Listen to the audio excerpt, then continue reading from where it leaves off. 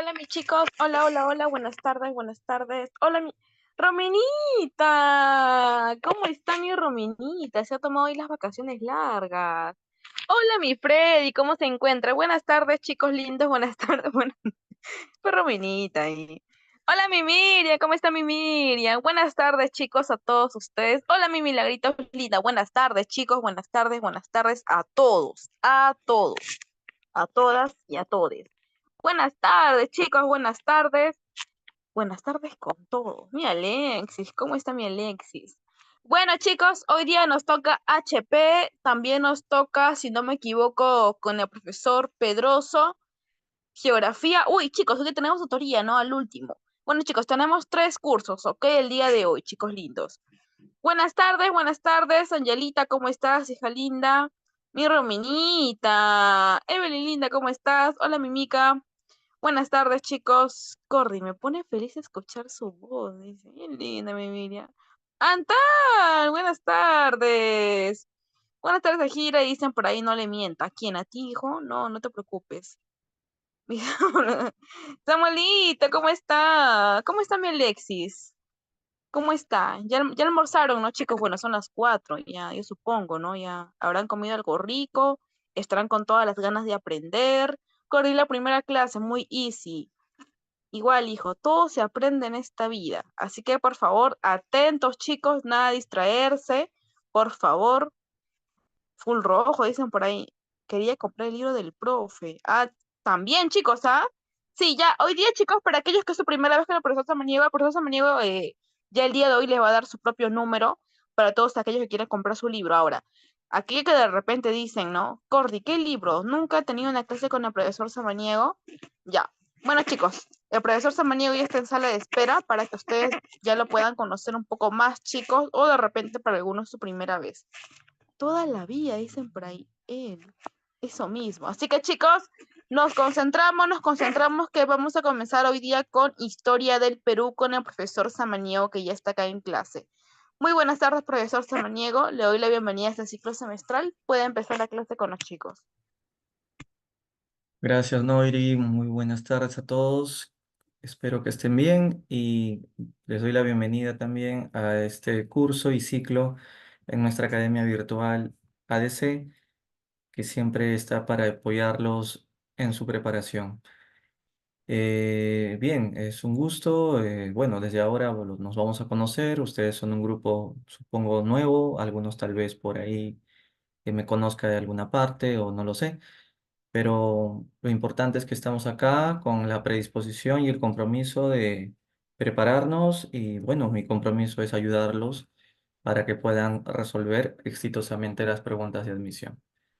Muy bien, chicos, entonces, sin más preámbulos, vamos a comenzar. Hoy día hacemos nuestra semana uno, que es el curso de Historia del Perú, Poblamiento de América, y también vamos a hablar del poblamiento peruano. Listo, entonces vamos a compartir nuestro material.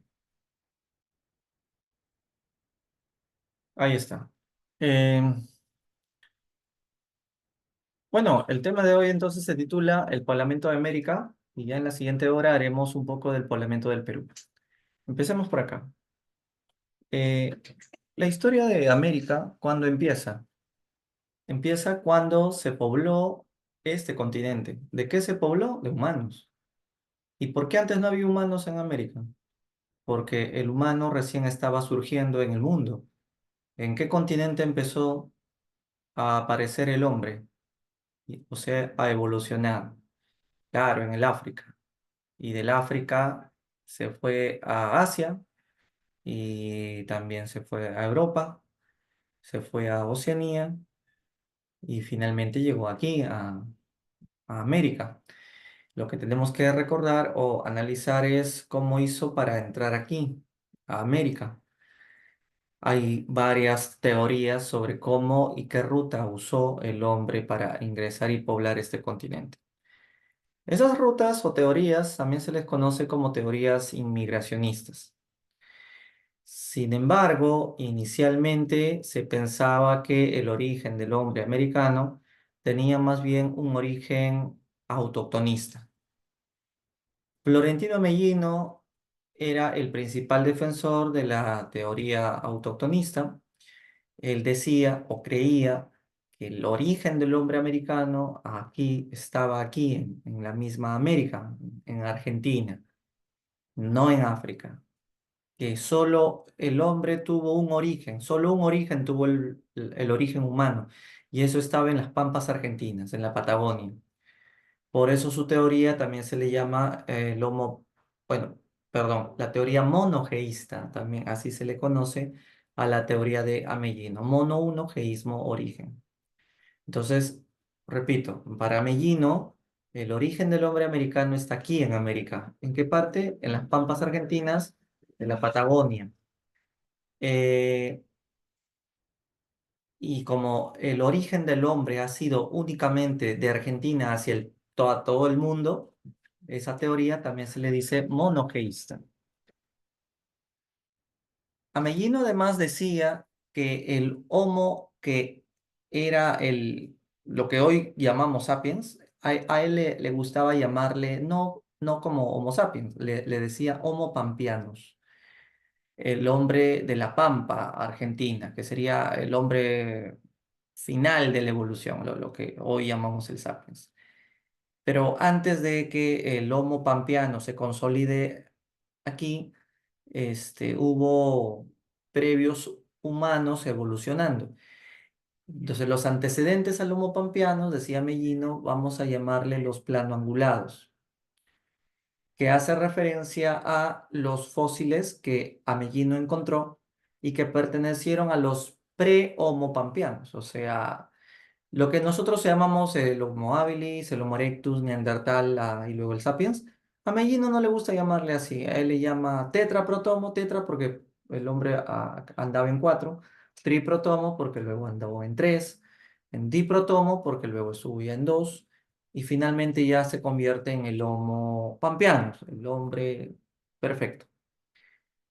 Y esa es la tesis, ¿no? De Amellino. Las pruebas que tenía era que decía que había encontrado los fósiles de estos planoangulados y que estos fósiles pertenecían a la era terciaria. Y ahí estuvo su gran error.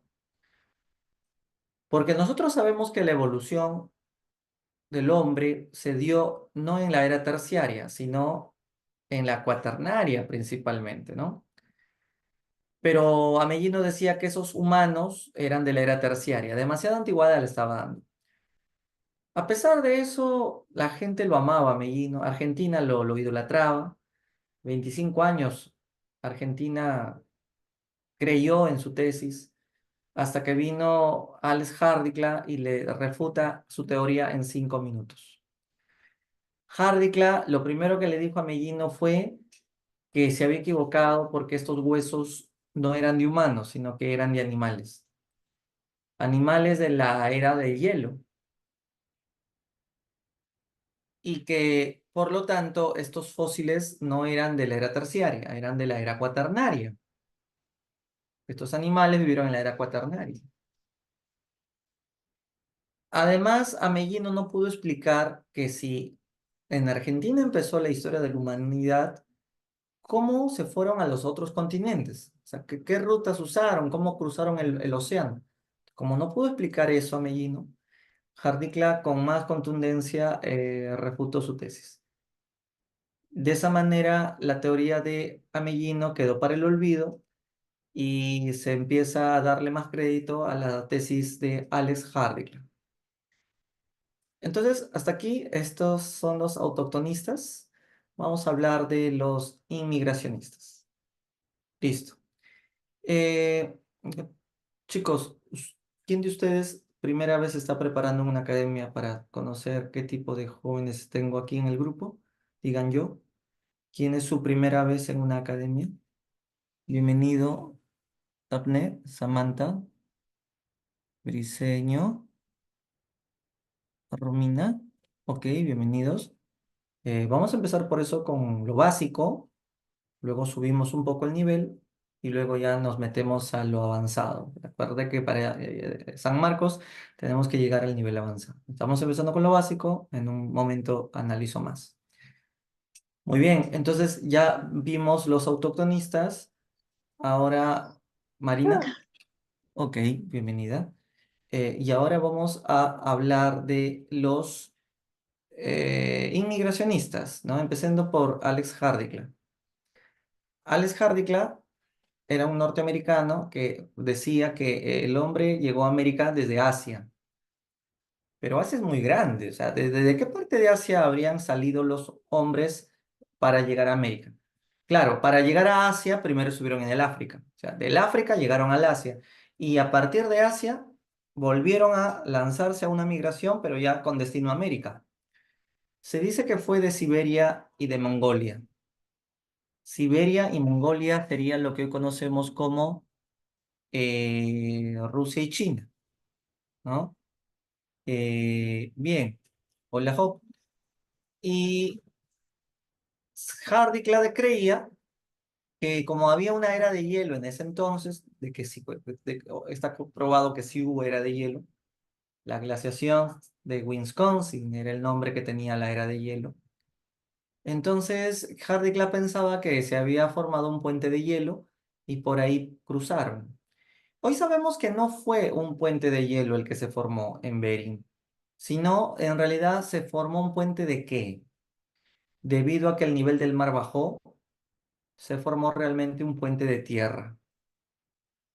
Entonces, un poco les voy a enseñar la diferencia entre estrecho de Bering e istmo de Bering. Vean esto.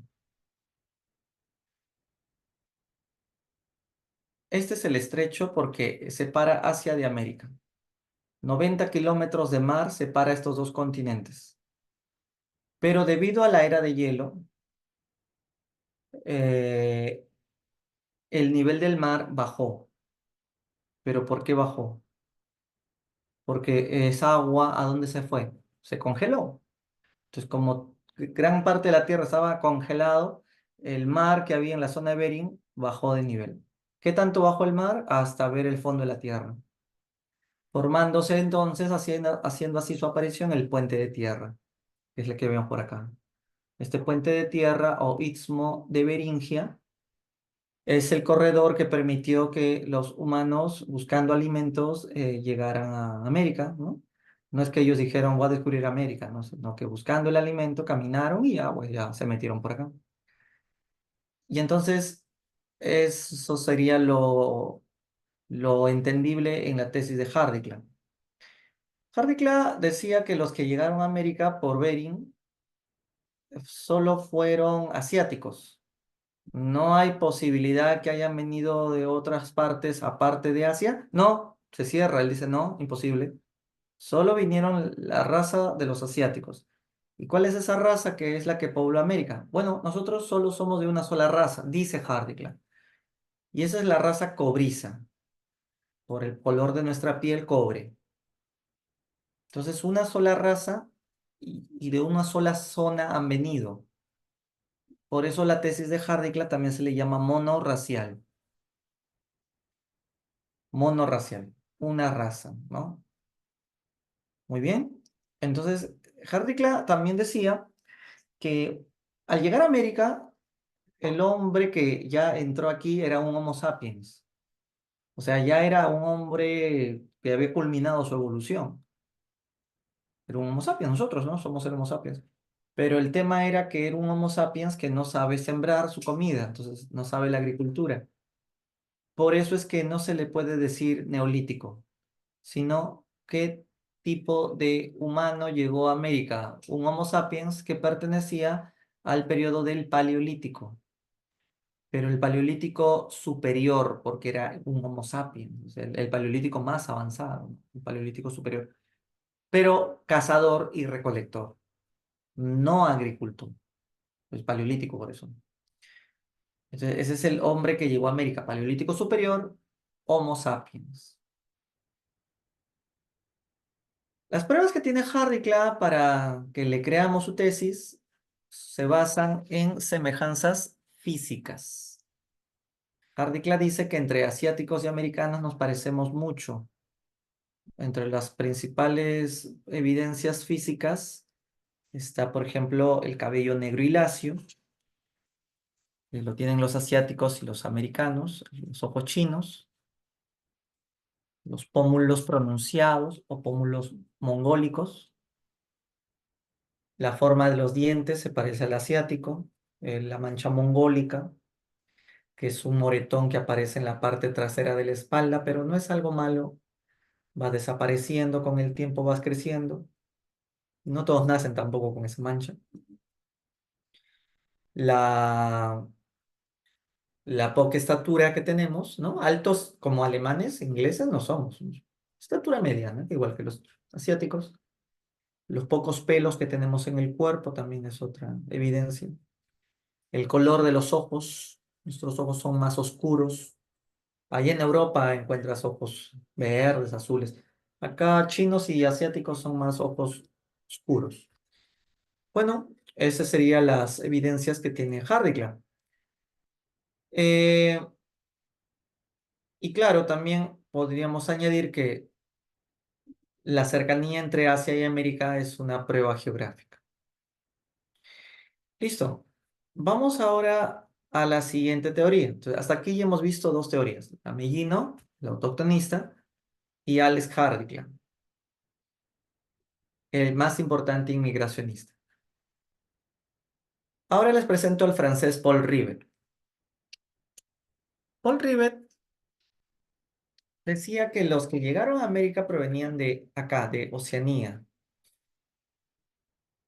de las islas Melanesias y Polinesias, y que cruzaron el Océano Pacífico y llegaron a América dos grupos, los melanesios y los polinesios. Mira, los melanesios llegaron a México, los polinesios llegaron a Chile. Lo interesante de la tesis de Paul Rivet es que él cree en la tesis de Hardikland. Paul Rivet, autor de la teoría oceánica, cree en que también del Asia han podido haber venido, pero no cree que sea la única ruta. Paul cree que tanto asiáticos habrían venido como melanesios y polinesios. Los melanesios son grupos oscuros, negros. Polinesios también, pero un poco menos. Entonces, Paul acepta más bien lo polirracial y descarta lo monorracial. Y es justamente en la actualidad que más se cree en lo monorracial o en lo polirracial. La comunidad científica actual, a ver, ¿te acuerdas? ¿Qué ha concluido? Que es más creíble que el Parlamento americano sea mono o polirracial. Polirracial. Entonces, ahí sería una crítica a Hardiklar, ¿no?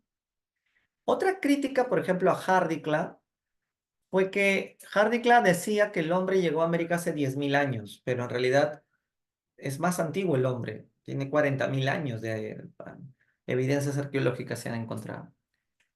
Una tercera crítica a Hardiklar es que el asiático y el americano tienen diferente tipo de sangre, entonces no somos del mismo código. Entonces, no somos, sanguíneamente no venimos de Asia, pero físicamente sí nos parecemos un poco a los chinitos, ¿no? Entonces, esas son las tres críticas de la tesis de Hardiklar. Pero a pesar de eso, la tesis de Hardiklar es importante porque decir que venimos de Asia es posible por los parecidos. Pero ¿de qué parte de Asia vinieron? De Siberia y Mongolia. ¿Y eso dónde está? ¿En la zona noreste asiática o noroeste asiático? ¿De qué parte de Asia han venido? ¿Del este, del Asia oriental o del Asia occidental? ¿Tú qué dices? ¿Vinieron del Asia oriental hacia del este o vinieron del Asia occidental hacia del oeste? Si Siberia y Mongolia están muy cerca a Bering, esta parte de Asia se llama Asia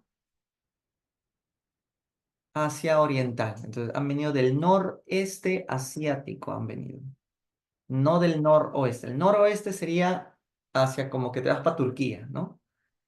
Ya, entonces esa fue una pregunta de admisión astuta para marear un poco la parte geográfica. Está bien que así pregunte. Bueno, entonces decía de Paul que Paul cree en la tesis asiática, pero además lo complementa con la migración melanesia y polinesia. El Océano Pacífico habría sido la ruta empleada para que las embarcaciones lleguen hasta América. Estas embarcaciones habrían sido empujadas por estas corrientes de agua, razón por la cual se les conoce como corrientes transoceánicas, o también llámale corrientes transpacíficas.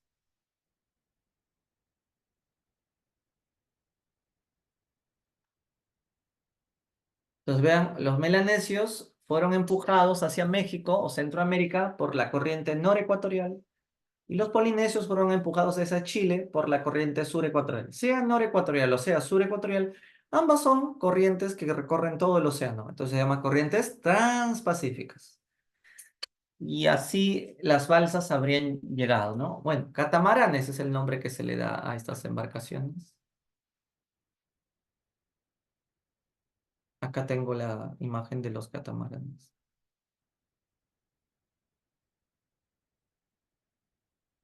A estos. Ya, entonces, eh, las pruebas que tiene Paul para decir que melanesios, polinesios arribaron aquí se basan en objetos que se han encontrado tanto en Melanesia y en América, ¿no? El uso de cerbatanas, hamacas, puentes colgantes, mosquiteros, para cubrirse de que los mosquitos no te piquen. Eh, algunas máscaras que usan para las danzas.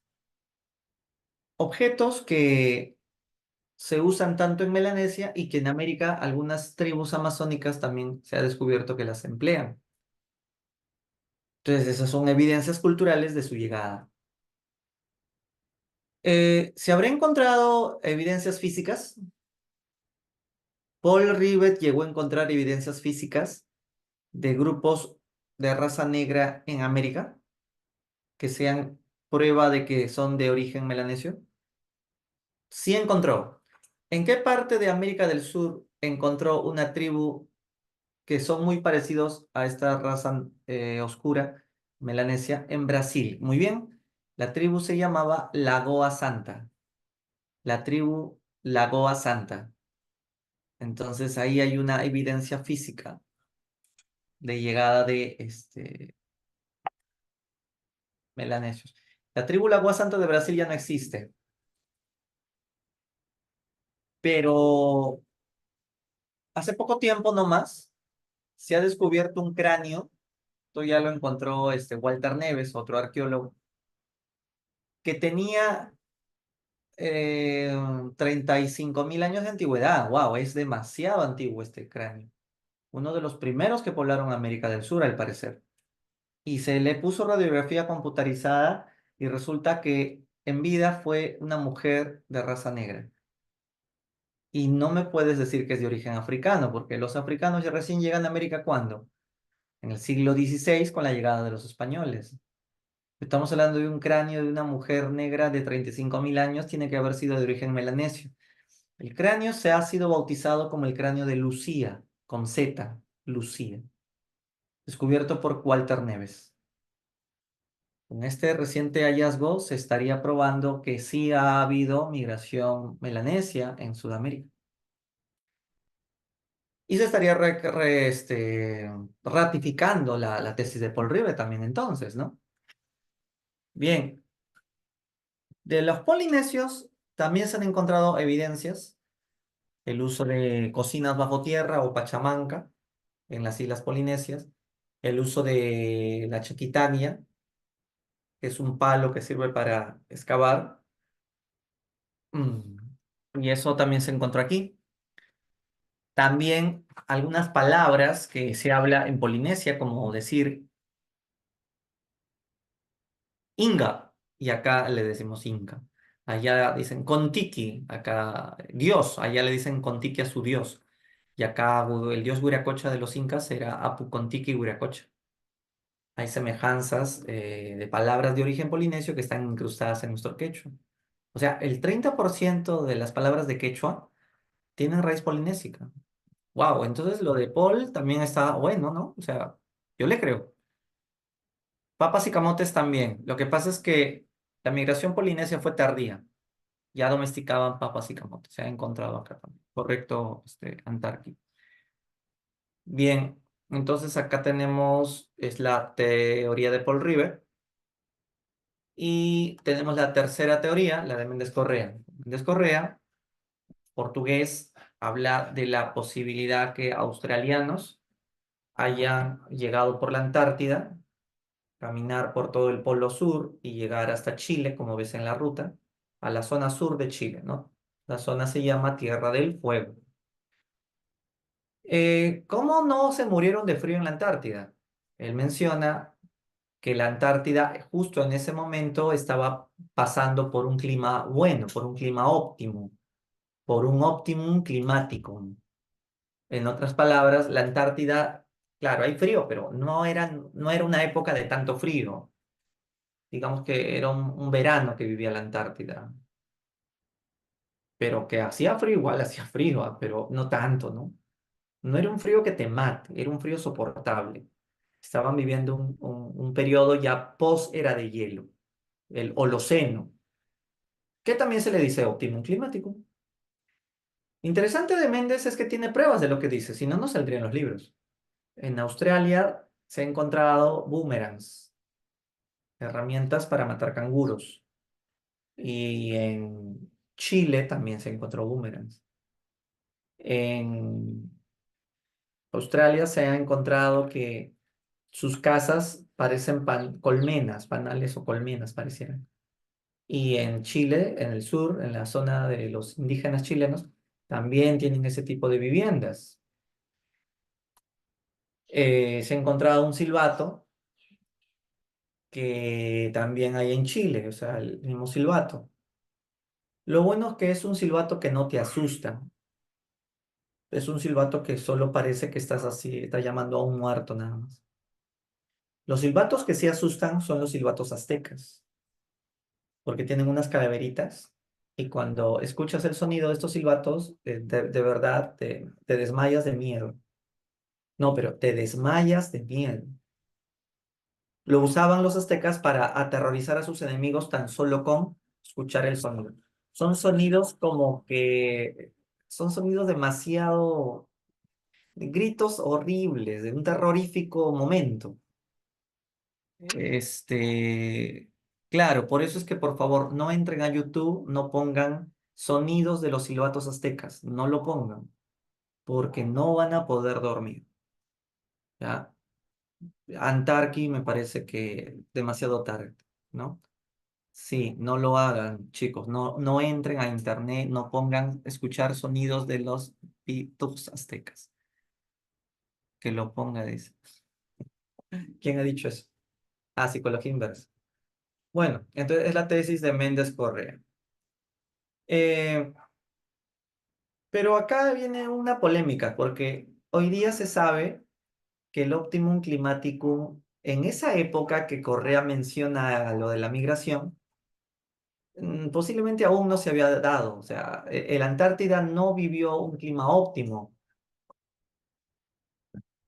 Que la Antártida es la Antártida, pues, climas óptimos en la Antártida. Los científicos dicen, no, eso es difícil que se haya dado.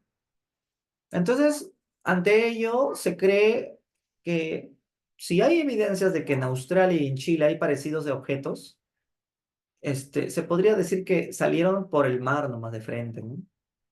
O sea, de Australia, Océano Pacífico hasta América del Sur. Y no necesitaron ir por la Antártida.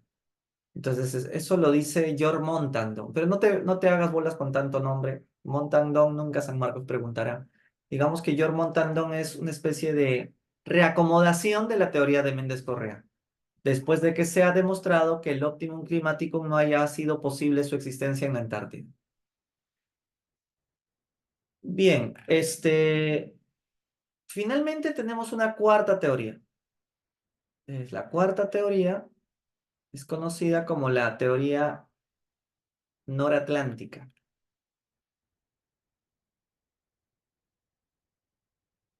Ahí está. Oh, ah, este mapa. Decir que de Europa hayan podido venir a migrar a América eh, es una teoría que recién se ha puesto de moda hace 24 años, desde el año 99 más o menos. Eh, ¿Cómo vinieron? Por el norte del Océano Atlántico y llegaron a América del Norte. Así es. Bueno, la pregunta de admisión que vino el día domingo pasado en San Marcos, área A, fue: ¿qué pruebas hay de la teoría noratlántica? Y las pruebas que se ha encontrado es que en Europa, el paleolítico europeo de esa época cazaba con unas piedras que ven aquí, tienen esta forma. Esas puntas se les llama puntas solutrenses. Solutrenses. Estas están en Europa. Pero si afirmamos la teoría de que, a ver, si los europeos han migrado hacia América, han migrado con sus puntas. Al llegar esas puntas a ser conocidas aquí en América, nosotros los americanos le dimos una forma parecida. Consecuencia de ello es que en América del Norte se hicieron las puntas Clovis, que es la que vemos acá. Acá tengo otra. Esta es la punta Clovis. Que si tú la comparas con la solutrense tiene un aire, un parecido. Bueno, solo le cortarías por acá y ya te sale una punta Clovis. Las puntas Clovis son propias de los Estados Unidos y las solutrenses propias de Europa. Entonces, la prueba de que europeos hayan podido migrar a América es que los europeos que tenían este tipo de piedras en Europa, al migrar a América, recordaban cómo era su punta solutrense y la intentaron imitar y acá les salió punta Clovis. Esa es una, entonces, teoría y una prueba importante. Hay más pruebas sobre esta teoría europea, sí. Destaca, por ejemplo, este, unos cráneos que se han encontrado, unos cráneos que confirmarían la presencia eh, de europeos también. Eh, Acá tenía yo el cráneo de un segundo.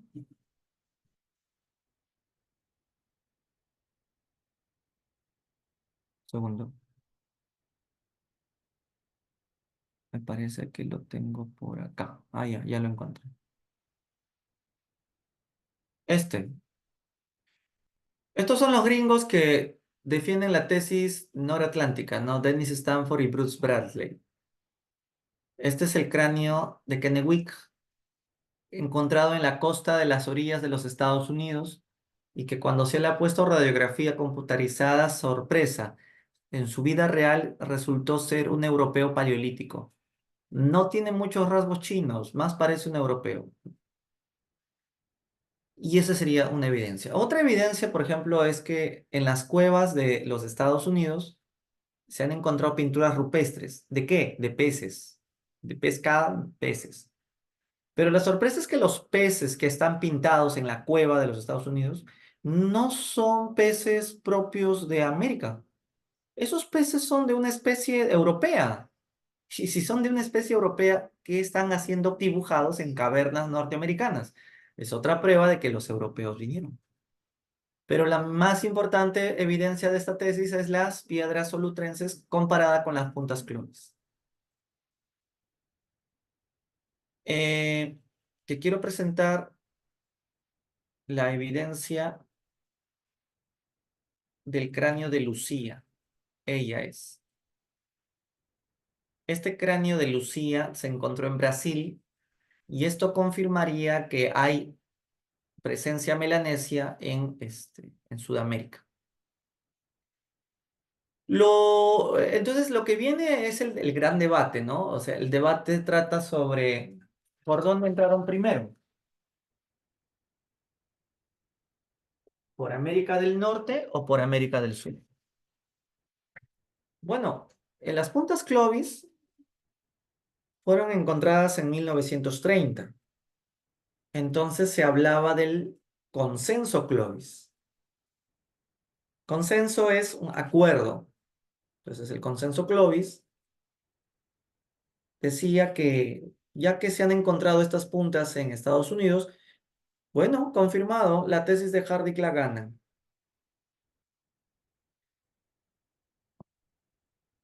Habían piedras más antiguas que las de Clovis en América del Norte. Así es, habían, pero las de Clovis estaban mucho más perfectas que las más antiguas. Eh, Podría ser Antarqui, pero tienes que demostrar lo que dices. Entonces, solo tu comentario sería más una hipótesis. Pero está bien, está bien. El tema es que no hay demostración científica de eso. Pero por eso preferimos quedarnos con lo de la punta solutrense y parecido con la Clovis. Entonces, hablando de la punta Clovis, yo le estaba diciendo algo. Eh, las puntas Clovis más antiguas tienen 12.000 años. También están las puntas Folsom, que son sus hermanas, como las ves en el dibujo. Ambas son norteamericanas. ¿Tú podrías pensar que estas puntas que estás viendo en la imagen fueron hechas por la naturaleza? ¿Algún huracán le dio esa forma? ¿No? Los relieves de las lluvias. ¿Podría ser o no? Imposible. ¿Podría ser que la misma naturaleza le dio forma a estas puntas Clovis y Folsom? ¿Tú qué dices? Es correcto. Son demasiado perfectas para que sean hechas de manera natural. ¿Se han encontrado puntas más antiguas que Clovis y Folsom en Estados Unidos? Te pregunté. Sí hay. Lewis Will, Yukon, Caverna perdón, Lewis Will, espérate, Yukon. Había uno que se llamaba eh, All Crown, en fin, son muchos nombres que tienen como 40.000 años de antigüedad. ¡Wow! Pero ¿sabes cuál es el problema de esas piedras que son mucho más antiguas que Clovis? Que más parecen que las hicieron la misma naturaleza, les dio esa forma. Porque más o menos son así. Esta piedra parece que la misma naturaleza le dio esa forma. Aunque tienen 40.000 años. Hasta que con Clovis se confirma. No, pues Clovis tendrá 12.000 años, lo que quieras, pero es perfecta. Esta está probada. Esto sí fue humano. Entonces, se confirmaba, ¿no? Que la presencia más antigua de norteamericanos provenientes de Asia serían de hasta 12.000 años de antigüedad. Más antiguos de 12.000 hay, no se ha encontrado. Hasta el año 99. ¿Qué pasó? En el año 99, 1999, se encontró en Chile restos líticos de 35.000 años que prácticamente le están triplicando en la antigüedad Clovis. Esto era algo interesante. Chile tiene un hallazgo arqueológico que no sé si ustedes han escuchado hablar, cómo se le dice ese hallazgo arqueológico chileno. Llama la atención a la comunidad científica. Se le llama el lugar arqueológico de Monteverde. Acá lo voy a escribir. El lugar arqueológico en Chile se llama Monteverde. Y la sorpresa es y grande porque, como te digo, este lugar tendría algo de 35.000 años de antigüedad y Clovis tiene 12.000 años. Entonces, con este digo, se está dando toda la vuelta, se está cambiando toda la versión. Hardy Clan no tendría razón al final, sino que la razón la tendría o Méndez Correa o Paul Rivet. Bueno, pero lo de Méndez por el tema de la Antártida como que no convence, entonces sería más lo de Paul Rivet. Más aún porque los polinesios llegaron a Chile, como ves en la flecha. Entonces, ¿qué, según los últimos estudios, qué se habría poblado primero? ¿América del Norte o América del Sur? Según los últimos estudios, se habría poblado primero el sur y el norte se pobló al final, después se pobló. O sea que quienes poblaron América del Sur fueron los melanesios y polinesios, y pero primeritos ellos, ¿no? Y después ya llegaron los asiáticos que solo poblaron América del Norte. Entonces, ese sería un poco los últimos hallazgos y conclusiones. Entonces, lo que estoy haciendo en esta última parte es los últimos hallazgos, porque esto viene en la admisión, o en el prospecto, mejor dicho. Entonces, lo que quiero, en resumidas cuentas, o sea, resumiendo nuevamente, es que la tesis de Hardy-Clark como que desapareció del gran peso que se tenía, porque empiezan a descubrirse en América del Sur hallazgos más viejos. Lo de Clovis y Folsom era una novedad, ¿no? Por eso se le llamaba el consenso Clovis. Eh, entonces, esto era una confirmación de que primero se había poblado América del Norte. Desde 1930 se decía, no, Hardicla tenía toda la razón entonces, se decía, hasta que se encontró los yacimientos de Monteverde en Chile. Eh, pero esto entonces complejiza un poco el tema, ¿no? ¿Por qué? Porque si los americanos llegaron después de la era de hielo, o sea, a ver, yo les hago una pregunta para que entiendan este ejemplo.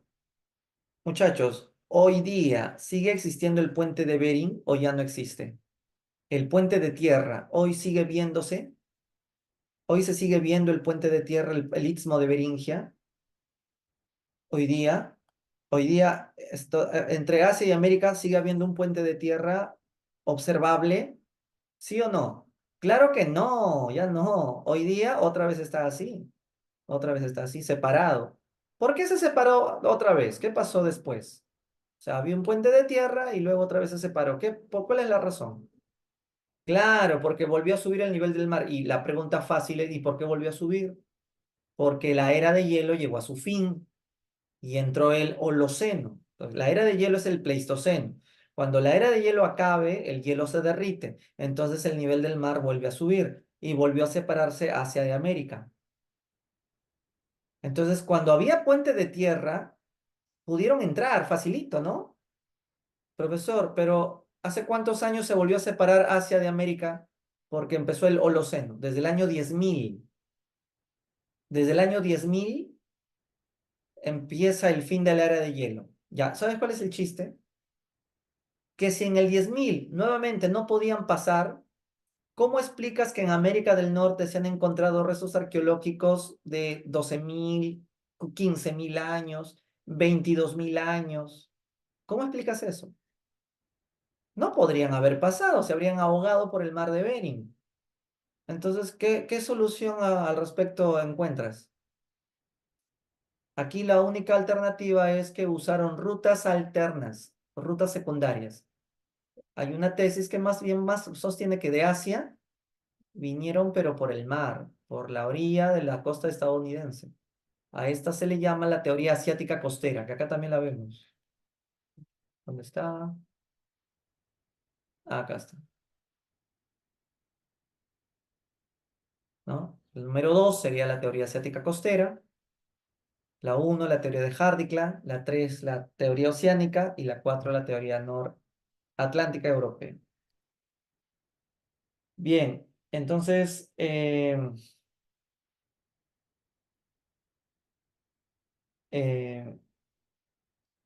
esto es lo último, ¿no? Que se dice. Ahora, también es interesante decir que el estudio del ADN mitocondrial ayuda a entender genéticamente la ruta del poblamiento americano. Ahora tú dirás, ¿qué es eso, profe, de ADN mitocondrial? Todos tenemos ADN, incluso los huesos de los muertos. Entonces, se ha concluido eh, que América fue poblada desde Asia, de Mongolia, pero solo los norteamericanos genéticamente tienen raíces de Mongolia, solo los norteamericanos, pero los sudamericanos tienen otro nexo genético y estos sudamericanos más bien tienen más afinidad genética con los de Oceanía, incluso australianos,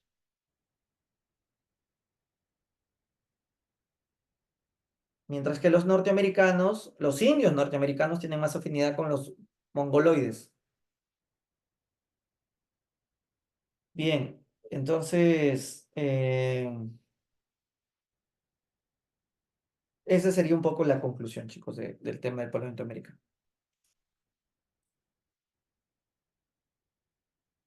Así es, Antarqui. Esto también se ha estudiado en el tema de la evolución del hombre, que parte del África. Hay un rastro de una llamada EVA mitocondrial. Ese rastro genético permite llegar a las rutas por donde llegaron a poblar el planeta. Bueno, y con eso hemos terminado un poco el tema del Parlamento americano. Eh, Me gustaría que desarrollemos esta pregunta, a ver, si han estado atentos, pueden ayudarme con esta pregunta.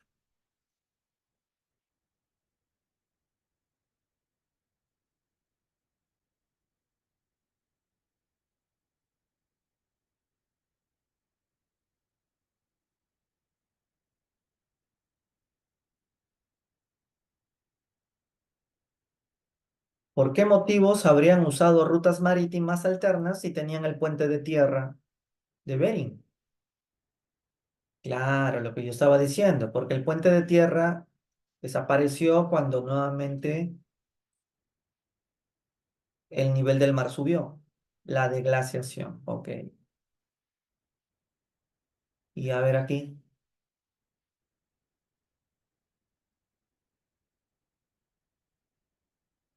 teoría asiática sería con Bering, oceánica, con la ruta del Pacífico, y noratlántica, con lo de Clovis Clovis parecido con Solutrense. ¿Qué relación ahí salió? ¿Ah? ¿Cómo que Dumbo? ¿Qué es eso?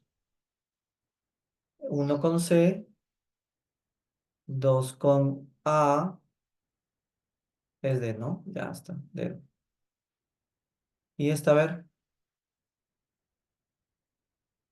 Paul Rivet, ¿qué evidencias presentó sobre la tesis de la teoría oceánica? Paul Rivet.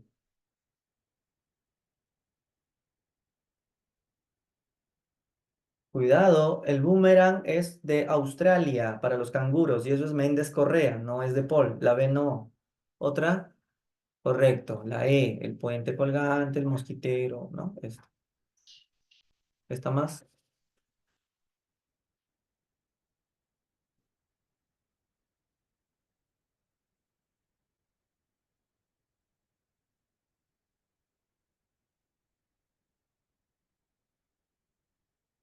Según la tesis de Correa, entonces, la ruta fue Australia, luego islas del Pacífico Sur, o sea, Australia, luego Tasmania, Auckland, la Antártida, Tierra del Fuego y ya en Argentina la Patagonia finalmente. Listo. A ver esta.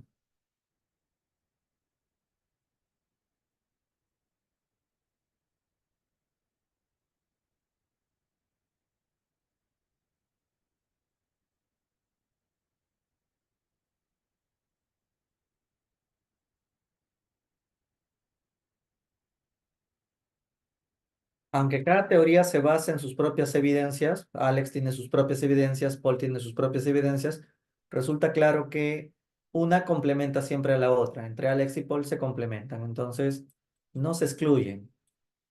Más bien, Paul acepta a Alex. Entonces ahí hay un complemento.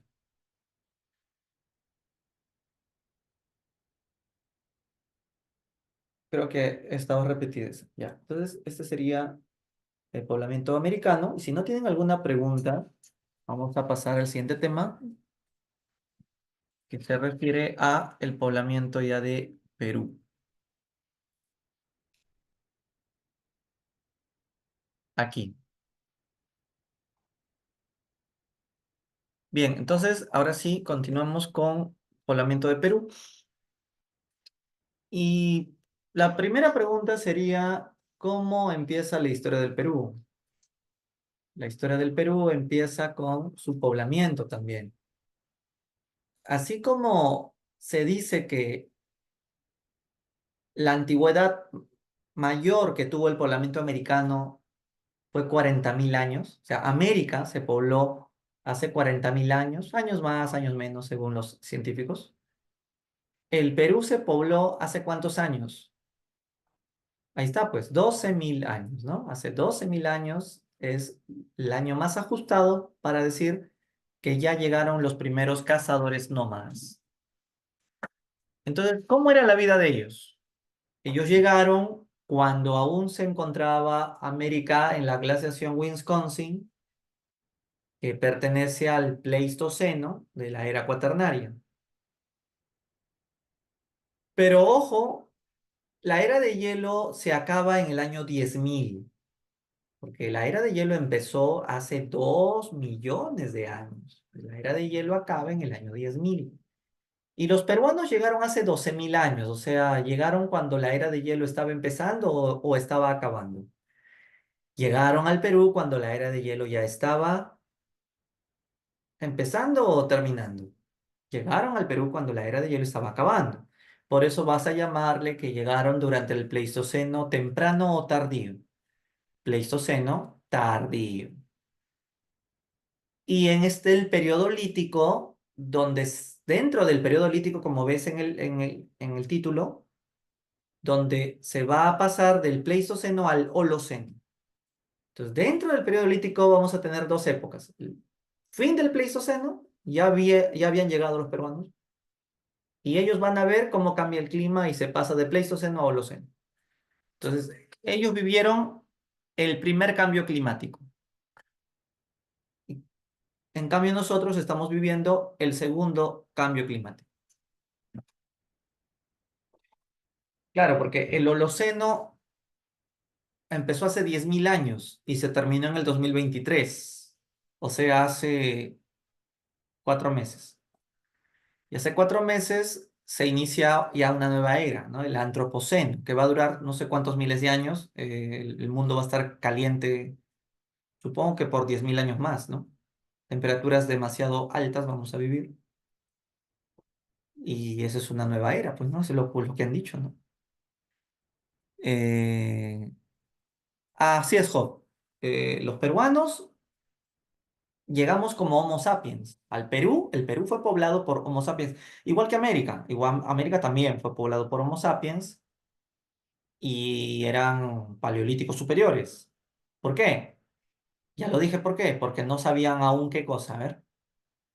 El Perú también fue poblado por sapiens del paleolítico superior. ¿Paleolítico por qué? Porque aún no sabían producir su propio alimento. O sea, aún no sabían la agricultura ni la ganadería. Entonces se dedicaban a cazar, a recolectar, a pescar o a marisquear. Marisqueo es recolecto choros, cangrejos, muy, muy.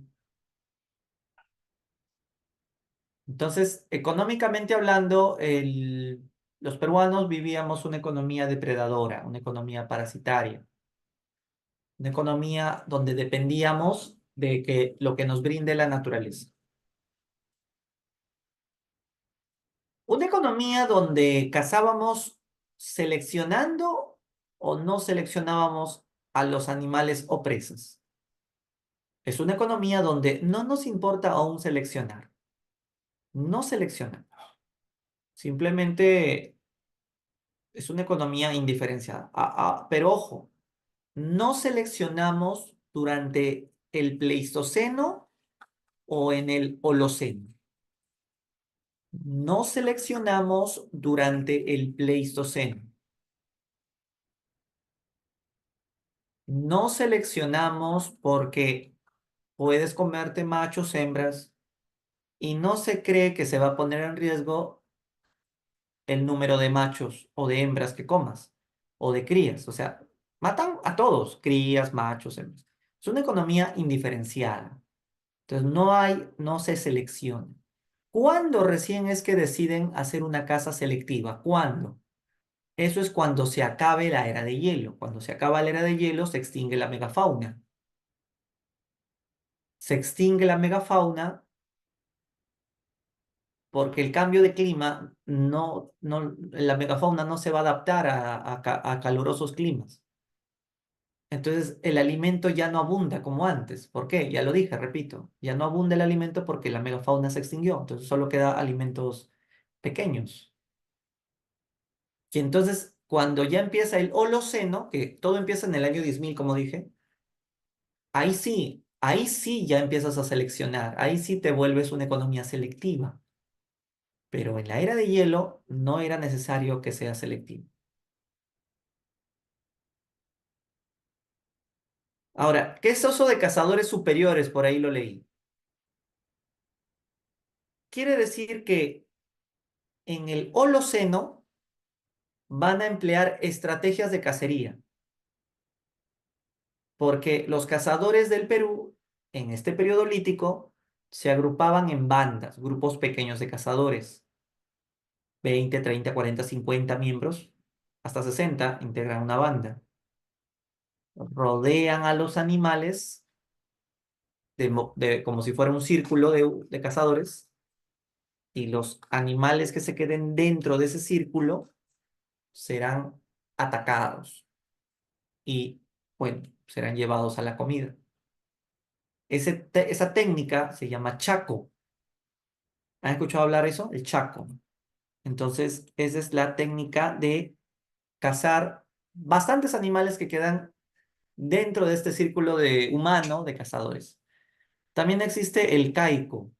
O sea, a ver, el caico, algo a escribir acá. El caico es caza un animal. El chacu caza muchos animales. Ahí está la diferencia. Los peruanos hemos comido mamuts, o sea, hemos cazado megafauna, ¿sí o no? Al inicio, ¿cazábamos o no megafauna? Al inicio, cuando recién hemos llegado. Me dicen sí, yo digo no, porque tú dices sí, pero ¿dónde está la evidencia de eso? O sea, mínimo una pintura rupestre con la imagen de un animal gigante, ¿no? No se ha encontrado. Sí se han encontrado pinturas rupestres, pero no de megafauna, sino de animales pequeños, ya más guanacos. Entonces, arqueológicamente no hay pruebas de que cazábamos megafauna. Antarqui, si tú no te atreves a matar un mamut, entonces, ¿de qué te alimentas? De la recolecta, ¿verdad? Entre cazar y recolectar, ¿qué es más fácil? Recolectar. Incluso puedes recolectar mariscos, pescar con arpón, porque en este periodo ni siquiera se inventó las redes todavía. Con arpón, arponeamos peces en el lago, en la orilla del río, o en el mar recolectamos mariscos. Entonces, éramos cazadores, sí, pero más preferíamos ser recolectores. ¿Y, y cuándo es que decidimos cazar llamas, alpacas? Principalmente en el Holoceno. ¿El Holoceno es parte del periodo lítico? ¿Sí o no?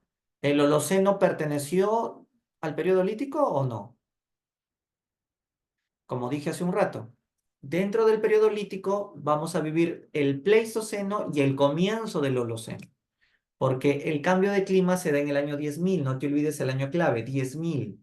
Y en el lítico no termina en el 6.000, ya pues entonces el 10.000 estaría en el medio. No sé qué ha pasado acá. A ver, un segundo.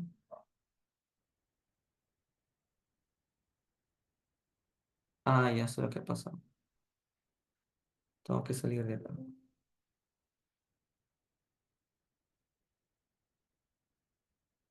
A ver, estábamos aquí. Y ahora sí, un segundo.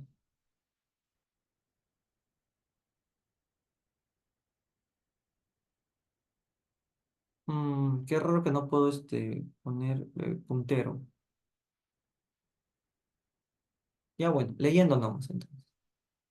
Ya, entonces muchachos, no olvidar todo lo que les estoy contando, porque el poblamiento de Perú viene más que poblamiento americano, ¿ok? O- en el último examen de admisión no vino ni una pregunta de poblamiento americano, ¿o sí? Vino una, teoría noratlántica, pero vinieron dos de poblamiento peruano, dos. Ha venido Chilca y ha venido Lauricocha. Ya, entonces tenemos que estudiar bien esto. Repito todo. ¿Cuándo empieza la historia del Perú? En el llamado periodo lítico.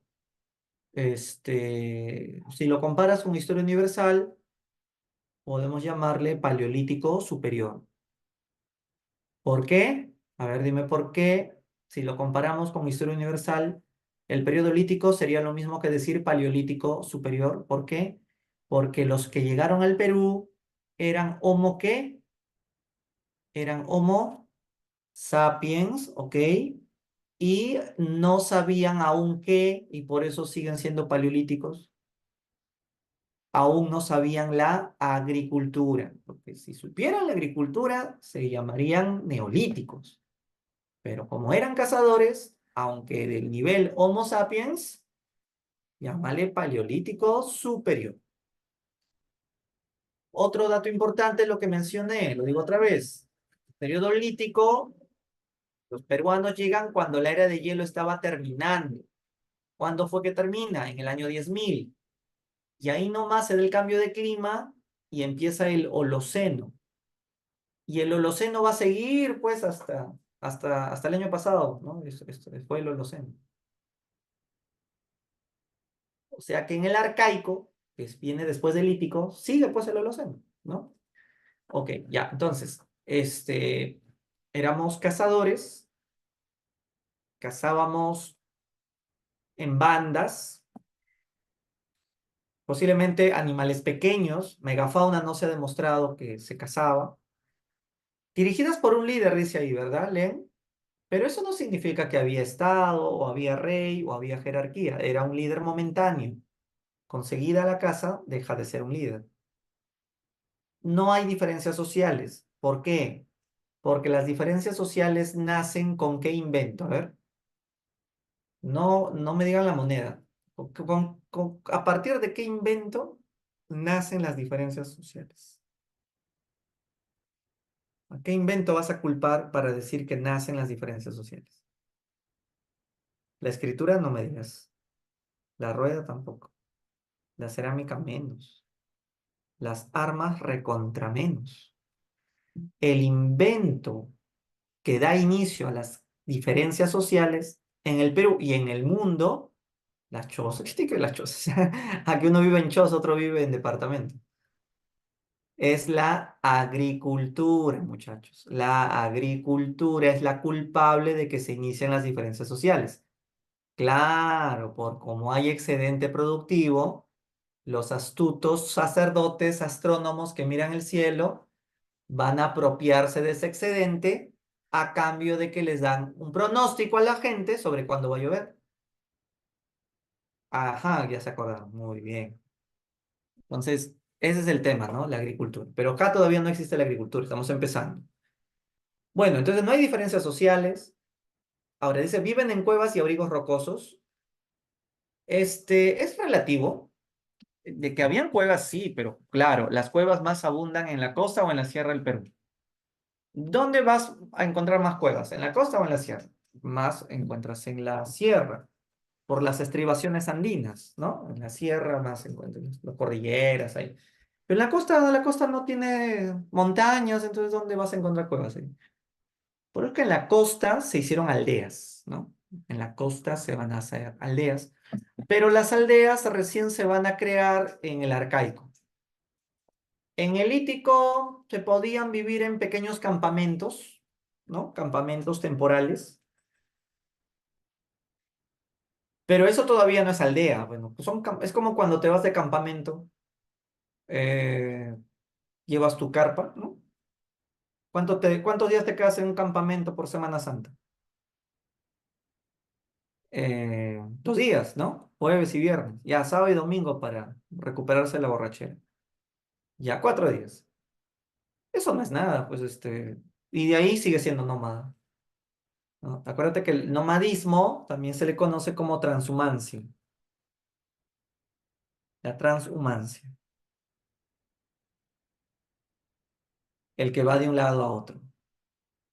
Ahora, tampoco me van a decir, profesor, los nómadas caminan las 24 horas, 24/7. No, profe, para dormir 8 horas. Se despiertan y siguen siendo nómadas. No, tampoco sean tan extremistas, pues, ¿no? O sea, eran nómadas, pero no es que estén todo el día caminando tampoco. Hacían sus campamentos, que todavía no se le dice aldeas. Aldea es cuando ya te quedas bastantes meses, bastantes meses. Estos campamentos eran por horas, por días, pequeños campamentitos, casitas al aire libre, ¿no? De chocitas, de madera, de pajita. Sí, estas bandas hacían eso. O sea, no es que las bandas caminan todo el día y llega la noche, duermen en el suelo y se levantan y siguen caminando todo el día. No, tampoco es así. Son nómades, cierto, pero también se quedan 2, 3, 4 días, una semana en su campamento al aire libre. Y ya cuando necesiten comer un nuevo animal, ya se van a buscarlo, ¿no? Y siguen siendo transhumantes.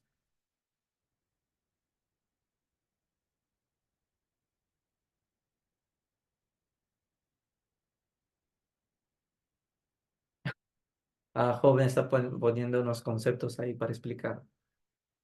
Este, no te hagas tantas bolas, joven, ahí, mira. Sedentarismo estacional no existe. O sea, eres sedentario y punto. Sedentario es que ya no te mueves, como nosotros, ¿no? Somos sedentarios, nos quedamos establemente en un solo lugar. Transhumancia estacional sí existe.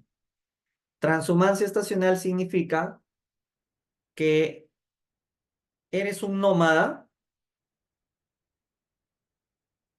o un transhumante, pero a veces te quedas estacionado por un tiempo en un punto, pero no es que eres sedentario todavía, sino que por un breve tiempo y luego vuelves a caminar, eres transhumante otra vez.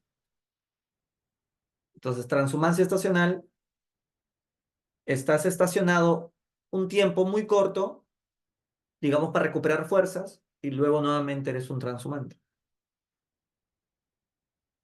Cacería intermitente, nunca he escuchado de este Job. Si me pasas el contexto, recolección cíclica. Es que eso depende de los arqueólogos, pues, ¿no? Recolección cíclica, yo lo veo más como seminomadismo. O sea, tú recolectas, o sea, tienes su caminito. A ver, recolectamos de costa a sierra. Ya recorrimos toda la zona, ¿qué es lo que encontramos en comida en el suelo? Llegamos a la sierra, ¿y ahora qué hacemos? Regresamos a la costa. O sea, damos vueltas, como un ciclo, ¿no? Cíclica por eso.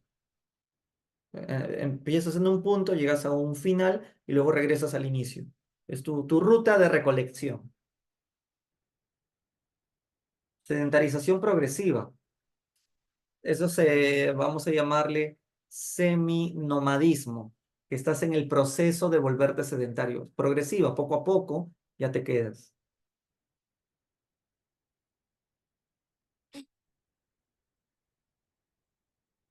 Yo les recomiendo que no se rayen tanto con tanto concepto porque puede confundirlos más que aclarar sus dudas. O sea, tampoco es bueno mucho concepto, simplemente lo básico para que puedan entender la idea. San Marcos no te va a llenar de eso, excepto que te estés leyendo un libro para arqueólogos, ¿no?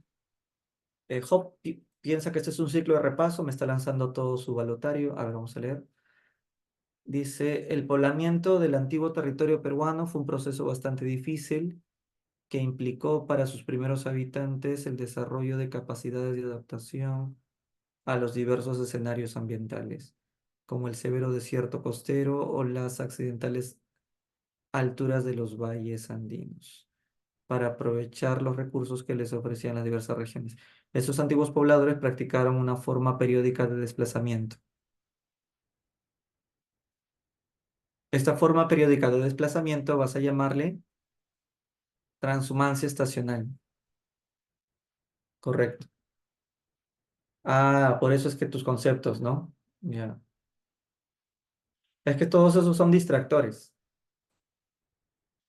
Tengan en cuenta lo siguiente. La transhumancia estacional será la fase previa al semi-nomadismo. Pero es que no sé si me estoy dejando entender o más bien los estoy confundiendo más porque, o sea, como digo, no es bueno tanto porque puedes empezar a complejizar tus conceptos. Empecemos con lo básico, mira. Periodo lítico, nómada. Periodo arcaico, seminómada, y luego viene el otro arcaico, es sedentario. Pero antes que te consolides como seminómada, estabas pasando por una transición que se llama transhumancia estacional. Esa sería más que todo la forma sencilla de empezar a entender estos conceptos. Quiero volver al PPT. Acá está. Bien. Entonces esto, ¿no? Esto empecé a hablar sobre el tema de las cuevas y abrigos rocosos, que era más en la sierra. Ahora, la cueva no es un lugar donde vivas todo el día, tampoco. La cueva es más que todo un lugar o para dormir, o para esconderte de algún peligro, o para ir a morir.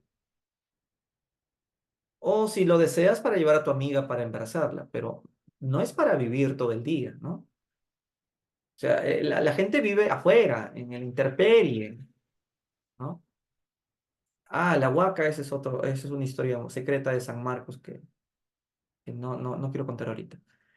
Eh, bueno, tenemos entonces en lo económico una economía depredadora, una economía parasitaria, una economía... Ay, ¿por qué? Antarqui, la historia de San Marcos y su huaca es conocida. Yo no quiero adelantártela. Cuando tú ingreses, conocerás los secretos de esa huaca San Marquín. Solo te diré que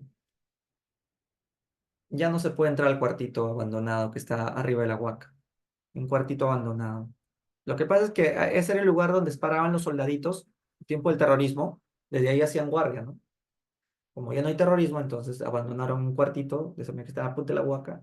Y hay un montón de huellas de jóvenes, pues, se llevaban a su chica al cuartelcito, ¿no? Al cuartelcito. Ahora existe todavía, pero ya no puedes llevar a tu amiga porque, porque cuando la llevas hay un dron que está volando en tu cabeza y filmándote todo lo que haces. Los vigilantes de San Marcos ahí usan el dron todavía para fastidiar. Yo sé esto porque me han contado, ya, yo no necesito. Además, lo del dron es reciente, yo ya soy egresado, así es que, si acaso, ¿no? Voy a estar ya. Ya no quiero contar más porque no es el tema de la clase. Ya volviendo, entonces económicamente es una economía depredadora, una economía parasitaria, una economía inicialmente no selectiva. Inicialmente no es selectiva. Y además hay la división sexual del trabajo. Eso quiere decir que el hombre se dedica a la cacería y la mujer ¿a qué se dedicaría? A ver. La división sexual del trabajo. La clásica de nuestra casa, ¿no? El hombre trabaja, la mamá se queda cocinando. Y aquí sería, el hombre va de cacería y la mujer se queda recolectando. Y de pasadita criando los hijos o cuidando. Eso también es relativo porque también hay casos que las mujeres ayudan a su hombre a cazar. Pero tradicionalmente los dividen en que solo los hombres cazan y solo las mujeres recolectan porque son el sexo débil. Es relativo, es relativo. La mujer no es el sexo débil, ahora todo se ha invertido, ahora la mujer es boxeadora y ahora el hombre se dedica a la cocina, ¿no? O sea, lo vemos en los programas de cocina. Ya, pero entonces tradicionalmente hay esta división sexual, pero siempre con algunas excepciones. Tecnológicamente, como ya lo expliqué, ellos son sapiens del Paleolítico Superior. Se llama periodo lítico porque usan la piedra y el hueso para hacer sus herramientas. Ellos hacen pinturas rupestres en las paredes de las cavernas. Por ejemplo, en esa pintura que ven ahí, esa es la pintura de Toquepala, ahí no vemos megafauna, ahí vemos llamas, guanacos, un poco largos, grandes, pero no son gigantes, son lo normal. Pero sí hemos vivido con megafauna, hemos convivido con la megafauna al inicio, pero no hay evidencias de pinturas de ello. Ahora, yo quisiera que entendamos un poco cómo que el clima va cambiando, ¿no? ¿Cuál es el año clave cuando se da el cambio climático? ¿En qué año se da el cambio climático, dije? Termina en cero. En el 10.000, correcto, en el 10.000. 10.000 es el año clave, el 10.000. Antes del cambio climático, cuando estábamos en la era de hielo, cuando teníamos acá a los mastodontes, a los tigres dientes de sable, a los caimanes, a las paleollamas, teníamos acá megaterios, en fin, gliptodontes, caballos sin cuello, alucina. Esa no sé si la sabías. En el Perú habían caballos de la era de hielo que no tenían cuello, caballos sin cuello. El caballo es originario de América. Nosotros pensamos, no, pero el caballo llegaron con los españoles y Pizarro y los... No, el caballo es americano, solo que no tenía cuello. Ese caballo se fue por Bering hasta Europa y en Europa evolucionó creciéndole el cuello. Y ese caballo europeo regresó nuevamente a América con los conquistadores españoles, ya para matar a los incas, ¿no? Entonces, esa es la diferencia. Sí, o sea, si me mandas una imagen, caballo sin cuello, sería genial. A ver quién me manda ahí. Ustedes que tienen el internet. Ya, entonces ese era parte de la megafauna. Convivíamos con ese tipo de megafauna. Ya, entonces esto era hasta el año 10.000. Hasta el año 10.000. Pero en la era de hielo, ¿cómo era el clima? O sea, en la costa, sierra y selva. Vamos a ver. ¿La costa era ancha o angosta en la era de hielo? ¿Tú qué piensas? ¿La costa era ancha o angosta en la era de hielo? La costa era... ¿Eso me has mandado un caballo o un perro? Ah, el caballo, ok. Ya, ahí está. Pero me has mandado un caballo medio mezclado con rata, creo, no sé. No, no. Yo he visto otro, pero ya no importa. Ya, entonces te decía, ¿no? Que la costa era más ancha. La costa era más ancha.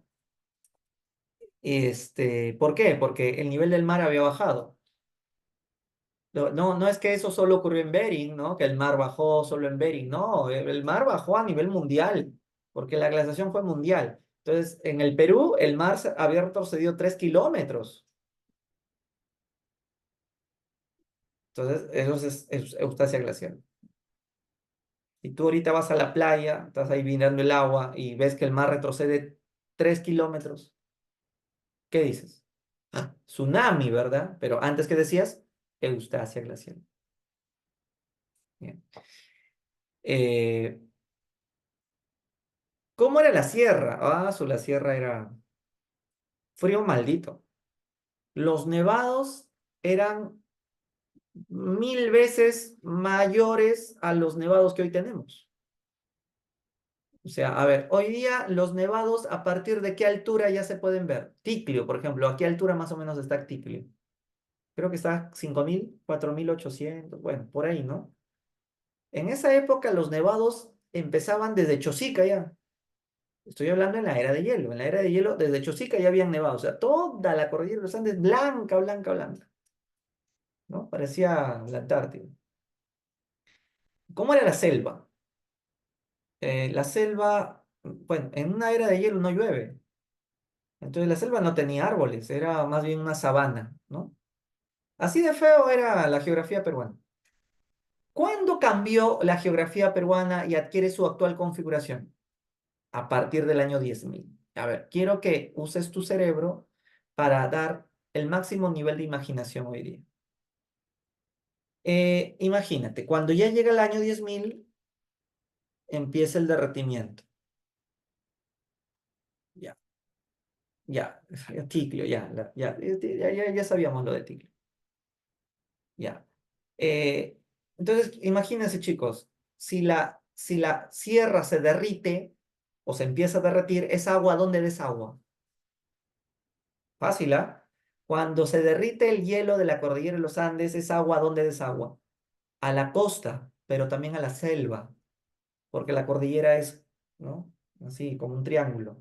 El agua desagua a la costa y otro desagua a la selva.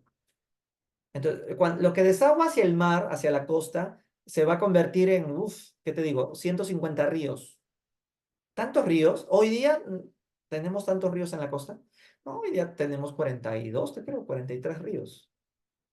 Pero en ese proceso donde ya empieza el derretimiento, la costa llegó a tener más de 150 ríos. Pero esos 150 ríos se convirtieron al final en 40 nomás, que son los actuales que tenemos. ¿Y por qué de 150 terminó a 40? Porque los nevados se derritieron por completo. Por lo tanto, las quebradas que se habían formado se terminaron secando también. Profesor, pero hoy día todavía quedan algunos ríos. Claro, algunos. Los 42, 43 me parece que hay desde Tumbes a Tacna hoy día. Esos pocos ríos que quedan, ¿quién los alimenta? Los poquitos nevados también que quedan hoy en la cordillera de los Andes. Claro, claro, esos nevados no son eternos, más aún por el cambio climático actual. Entonces, Lima va a morir de sed en el futuro cuando se seque el río Rima. El día que el nevado que alimenta el río Rima desaparezca, esta ciudad va a ser deshabitada, nos vamos a ir a migrar a la selva. Que la selva amazónica va a ser el último lugar del Perú donde vas a encontrar agua. Entonces Lima va a quedar cierto, un desierto, ¿no? Entonces, en este tránsito, repito, de Pleistoceno a Holoceno, se va consolidando el Holoceno y la costa ya se vuelve más húmeda, con pantanos. No sé si conocen los pantanos de Villa, ¿no? Todavía hay un rezago de eso. O las lomas de la Chay, que también está al norte en la costa. Y los que viven cerca al mar van a dedicarse a la pesca, vives al lado de los valles, ¿no? En el caso de la sierra, cuando ya los nevados de la sierra desaparezcan y solo se queden los pocos que hoy todavía existen, ya se van a ver las quebradas, ¿no? Las estribaciones, el campo verde, ¿no? Los accidentes geográficos, las llamitas ahí pastando, las alpaquitas, las vicuñitas. Como puedes leer ahí, en la sierra obtenían su alimento cazando camélidos y cérvidos y recolectando también, por supuesto. Bien, entonces esto es un poco la historia del periodo lítico. Faltaría nomás hablarles de los yacimientos arqueológicos que se han encontrado y que confirman la vida del periodo lítico. Y estos son Piquimachay, te presento la cueva de Piquimachay, ubicada en Ayacucho, y que tiene una antigüedad de 12.000 12.500 años. Se dice que es la evidencia más antigua peruana de presencia humana. Ahí lo lees, dice, primera evidencia de presencia humana, ¿no? Profesor, pero ¿qué se ha encontrado para que se diga evidencia? Se encontró instrumentos líticos, herramientas líticas, pero también se encontró huesos de humanos. ¿Huesos de humanos? ¿De qué humanos? Bueno, se encontró un pedacito de un dedo, de un diente, ¿no? Entonces, eh, lo que se ha encontrado acá es instrumentos líticos, puntas, pero también se ha encontrado una mandíbula de un niño, un pedazo de un hueso, una falange y una que otra costillita. Pero no hay más. Se encontró muy poquita evidencia. No se puede ni siquiera probar si fueron entierros. Es demasiada, es muy poquita la evidencia. Pero ahí están los huesos de los peruanos. Por eso dice la primera evidencia de presencia humana en el Perú. Hay uno tan antiguo como Piquimachay de presencia humana, muy incompleta, sí, y se llama Guitarrero uno. Ese está en Ancash.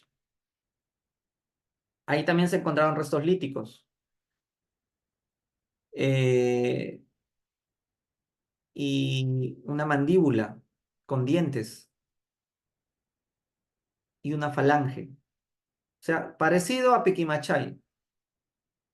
Y también tienen 12.000 años, son muy antiguos. Pero tampoco se puede probar si eran parte de entierros. Hay muy poquita evidencia de los huesos encontrados. Eh, lo que estás viendo ahí es lo que el folleto de la presa San Marcos, ¿no? Y como ves, a Guitarrero no lo consideran. Pero, Dai, si tú vas a postular a San Marcos, yo no me la juego. Yo también estudio Guitarrero. Ten en cuenta, y te lo digo por experiencia, las preguntas que hace San Marcos no las saca de sus boletines de la presa San Marcos. Porque lo que busca San Marcos es ver, a ver, este chico cree que va a ingresar solo leyéndose los boletines de la pre. Lo friego, le voy a preguntar algo más de lo que no sale en los boletines. Entonces, para eso necesitas al profesor, pues para que te dé más detalles.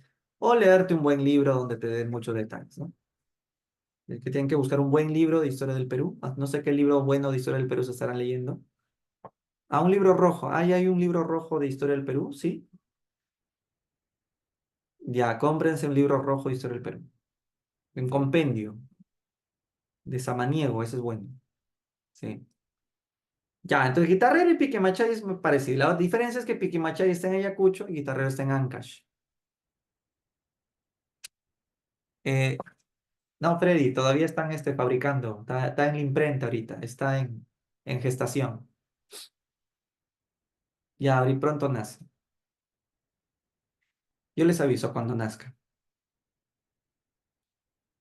Bien, el otro se llama Chivateros. Este está ubicado en Lima, cerca al mar. Y acá se encontró una cantera y un taller lítico. ¿Qué diferencia entre taller y cantera? La cantera sirve para que tú saques piedras de un cerro de roca, o sea, talles, o sea, le des golpes al cerro de roca, es una cantera, y con eso vas sacando un bloque de piedra para que te sirva para confeccionar tu arma. Entonces, para fabricar herramientas, por eso es una cantera. Y taller se dice porque los cazadores llegaban a chivateros con sus herramientas mal logradas y las reparaban. Contacto para el libro.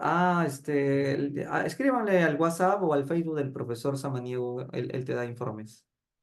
Ya, haz eso, Evelyn.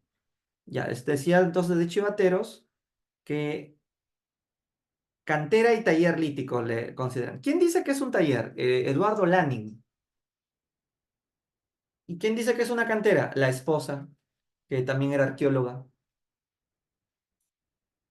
¿Y quién descubrió chivateros? Lanning, Edward Lanning. Pero su esposo luego metió su cuchara diciéndole, amor, te has equivocado, esto no es un taller, es una cantera. Al final, las revistas arqueológicas que dijeron que la esposa era la que tenía más verdad que Edward. Entonces, es más cantera que taller. Entonces por eso Edward Lanin se molestó con su esposa y pidió el divorcio. Y abandonó la arqueología porque se metió al alcohol y bueno, son chismes de arqueólogos que me contaron otros arqueólogos. Ahora, hay un montón de herramientas en Chivateros y pero sus herramientas no están totalmente terminadas, se han quedado en preformas, antes, ¿no? Antes que terminen de darse la forma, muchas herramientas de Chivatero se encontraron en proceso de culminación, preformas, se le dice. Como la número 3 que ves acá, ¿no? La número 3 es una preforma, todavía no ha terminado estaban en proceso de culminación. ¿No se encontró esqueletos humanos? No, no hay. El otro es Toquepala. En Toquepala está en Tacna, acá es una cueva, donde hay pinturas rupestres, la pintura que te enseñé, esta, donde se ve la escena de un chaco, escena de una cacería, lo que confirma que hicieron una escena de cacería para presagiar el éxito de la misma. Eh, ¿Cuál era entonces las razones, repito, por la cual dibujaron una escena de Chaco? Porque creen que al matar al animal en la pintura, simbólicamente, en la vida real se logrará más fácilmente su captura también. Entonces es como como un ritual, es un ritual en realidad mágico religioso que busca atraer a una fuerza sobrenatural para que nos dé el éxito en la consecución de la caza. Eso es un pensamiento mágico religioso. Se encontró que la pintura fue abollada con piedras. Estos cazadores golpeaban a los animales dibujados con piedras, pidiéndole al dios, al ser del más allá, el éxito. Entonces era una forma de presagiar éxito en la cacería. Y son rituales muy conocidos, ¿no? Nosotros también hacemos muchos rituales. ¿Te acuerdas en el colegio de todos los rituales que nos hacían hacer? Formación los lunes en el patio, cantar el himno con la mano en el pecho. Otro ritual, persignarse antes de comer los alimentos, ¿no? Un día antes del examen de admisión, ¿qué haces? Haces una oración o te vas al examen con la foto de tu abuelita para que te traiga tranquilidad y éxito, ¿no? O haces algo o te bañas. En Año Nuevo, por ejemplo, hacemos más rituales en Año Nuevo. Nos bañamos, ¿no? ¿Qué más? Nos ponemos calzón amarillo, te comes las uvas, luego te da diarrea. En fin, son rituales para empezar bien el año, ¿no? Entonces acá también en Toquepala se ve eso, para presagiar buenas cacerías. Bien, entonces ese sería lo importante. No se encontró restos humanos tampoco. ¿Por qué no, profesor? En Chivateros tampoco se encontró humanos. Bueno, porque eran nómadas, ¿no? O sea, en Chivateros ibas, hacías tu herramienta y te ibas a cazar. ¿Y dónde habrás muerto? Pues cazando algún animal. En Toquepala entrabas a la cueva, hacías tu pintura y te ibas, ¿no? Te ibas a seguir buscando comida. ¿Y dónde habrás muerto? ¿No? Pues no se encontró esqueletos ahí adentro. Pero en Paiján y Lauricocha sí se encontró esqueletos. ¿Y por qué ahí sí? Porque estos fueron parte de entierros. Ah, mira, Paiján y Lauricocha confirman la presencia más antigua de entierros. Profe, ¿por qué dice la más antigua si la más antigua es Piquimachay? Cuidado. Es cierto que Piquimachay es más antigua, pero no está probado que Piquimachay fue entierros. ¿Y por qué no está probado? Ya te lo dije. Hay muy poquita evidencia arqueológica. ¿Qué es lo único que se encontró? Te dije en Piquimachay. Un diente, la mandíbula, una falange del dedo, casi nada, y una costillita por ahí botada, nada más. Pero en Paiján sí se encontró completo los cuerpos. Miren, acá están los entierros paijanenses. Enterraban a sus muertos con las puntas así dobladas, desde un hombre y una mujer. Está probado que estos sí son entierros. Y serían los entierros más antiguos de la costa o de la sierra. Pues Paiján está en la costa de la Libertad, entonces de la costa. Al lado de esta tumba se encontró estas herramientas del número 2 que tienen pedúnculo. La palabra pedúnculo hace referencia a esta forma donde se le ve que le han puesto un mango y hombros, ¿no? Y la forma aguda de la hacha para cazar y clavar el arpón. Lo interesante es que toda la costa del Perú va a imitar la punta paijanense que tiene su origen en la Libertad. Entonces, hay un patrón que se copia. Repito, toda la costa del Perú va a imitar la punta paijanense. Ya en el caso de la Auricocha, aquí en Huánuco, en la sierra, se encontró 11 esqueletos, pero también eran entierros, aunque también uno que otro estaba incompleto. A uno le faltaba un brazo, otro le faltaba una mano, pero a pesar de eso, todo lo demás estaba bien y se notaba que habían sido parte de entierros. Estaban en fila los 11 esqueletos en la puerta de la cueva de la Auricocha. Como es una cueva también la Auricocha, se encontró otra pintura rupestre, como vemos aquí, los venados que están yendo en fila y los cazadores los están cercando. Y también en la auricocha se encontró las herramientas que tienen formas de hojas. Esas formas de hojas también se le dice foliácea, puntas foliáceas. Bien, entonces no olvides que toda la sierra, sus herramientas se parecen a las de la auricocha. Ojo, repito, toda la costa del Perú imita este tipo de puntas, las puntas paijanenses. Y toda la sierra del Perú imita las puntas lauricochenses. Por eso es que se habla de tradición paijanense costeña y tradición serrana lauricochense. Pregunto, chicos, Chivateros te dije que era una punta que todavía no se había vuelto, no había sido terminada, estaba en preforma. Pero Chivateros, ¿en qué se va a terminar convirtiendo? ¿En punta paiján o en punta lauricocha? Chivatero se va a terminar convirtiendo en punta, claro, en punta Paiján, porque Chivateros es de costa y ya te dije que imitan el patrón de costa Paiján. Y acá también lo dice, ¿no? Vinculado a la tradición paijanense.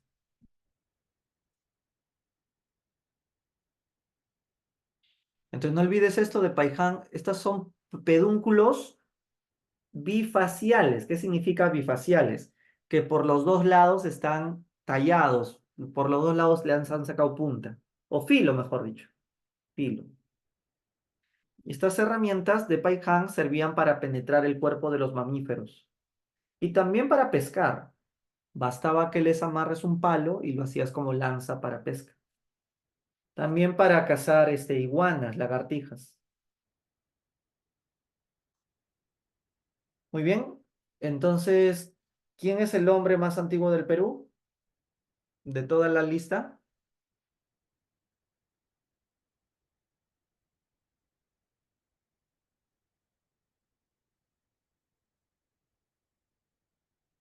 Piki Machay. El hombre más antiguo del Perú sería el de Piki Machay, pero sin evidencias de entierros, pero sí con evidencias de huesos de peruanos, pero muy fragmentados, ¿ok?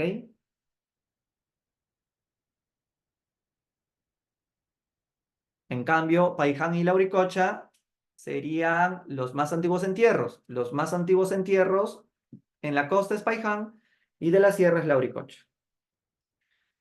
Hay otras evidencias, sí, pero no te va a venir eso en el examen. Siches, que está en Piura, Panalauca, que está en Junín, Huargo, que está en Huánuco, donde hay pintura rupestre, por ejemplo, en Huargo.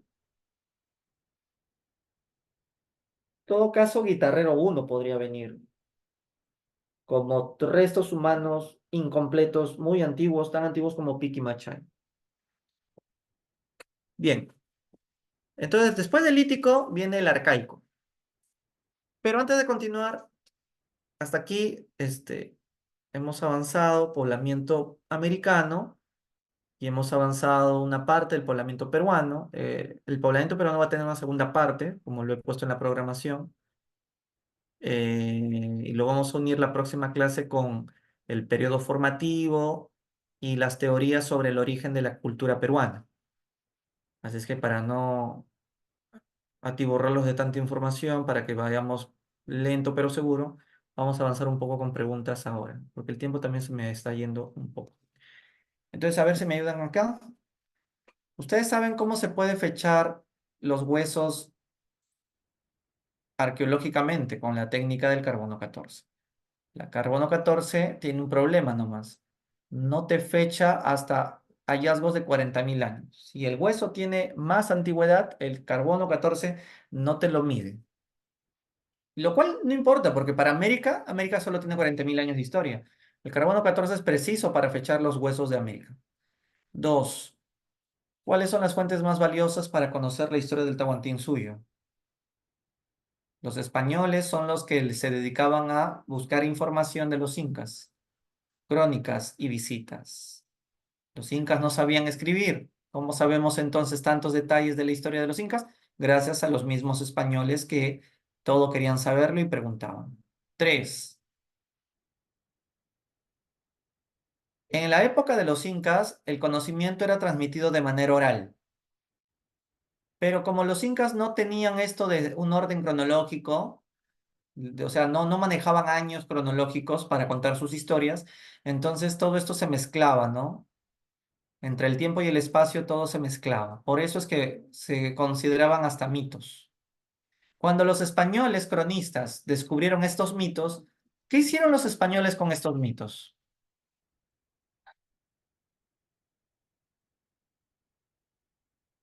Claro, los conservaron y difundieron en sus crónicas como relatos andinos. Por eso es que existe, por ejemplo, una crónica de Cristóbal de Molina que se llama Mitos de Guarochirí. Son cronistas españoles. Ok, vamos por lamento americano. Respecto al poblamiento de americano, Hardicla y Paul, ¿en qué coincidieron? Hardicla y Paul, ¿en qué coincidieron?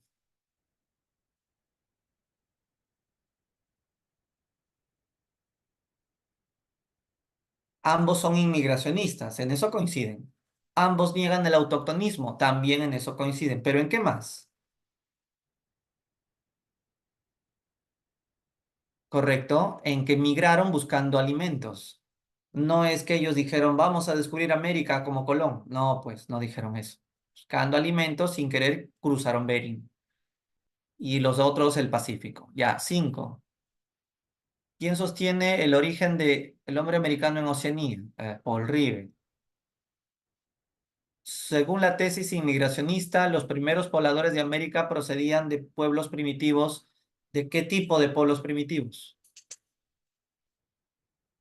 Cazadores y recolectores, porque eran Homo sapiens del Paleolítico superior. 7. Según Méndez Correa, el poblamiento a América se produjo a través de ¿qué?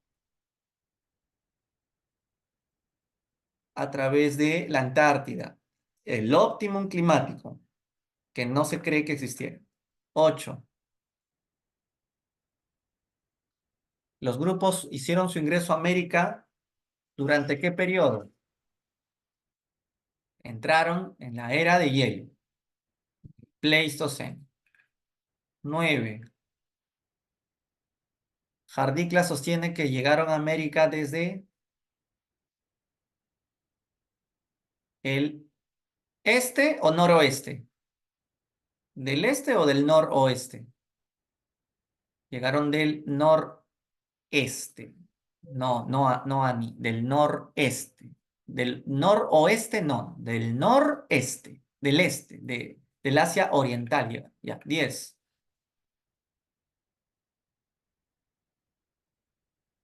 Jardicla es defensor de qué teoría?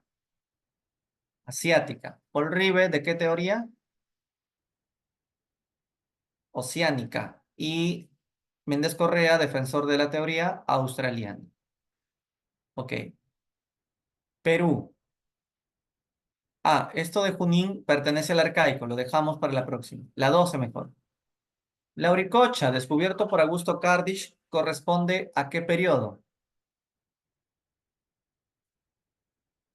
Estamos en la 12. La Uricocha pertenece al Paleolítico Superior, porque eran Homo sapiens cazadores. 13.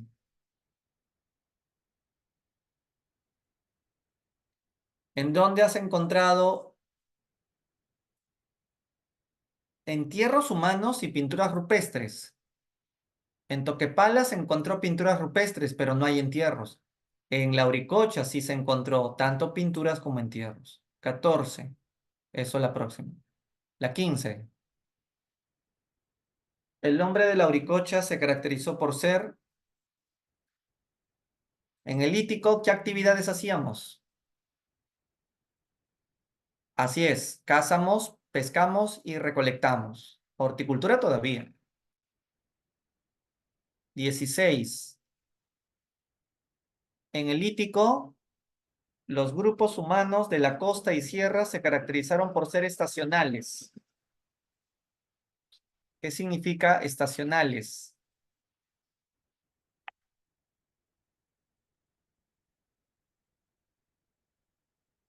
Que se quedaban un tiempo para luego ganar fuerzas y volver al nomadismo. Y eso es porque los recursos naturales eran temporales. ¿Sabes? Los animales están un tiempo viviendo ahí, luego se van y tenemos que estar atrás de ellos. Correcto. Manos cruzadas, la próxima clase 17, también la próxima 18, también la próxima 19. Ya, vamos a la 19. La Uricocha. Las evidencias de la Uricocha demuestran que sus habitantes,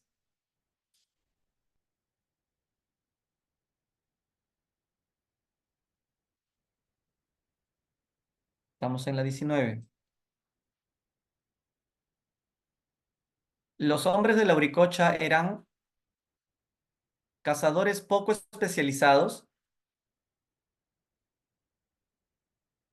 pero sí se especializaban en la cacería de vicuñas, cérvidos, como vimos en la pintura rupestre. Eran Homo sapiens, sabían hacer la estrategia del Chaco. Entonces son cazadores superiores, porque saben cazar con técnica.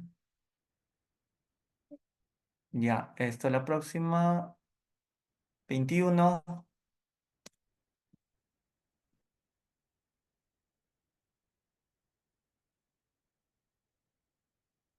Em, y habla de Toquepala y la Uricocha. Ambas tienen pinturas rupestres. ¿Qué revelan las pinturas rupestres de Toquepala y la Uricocha?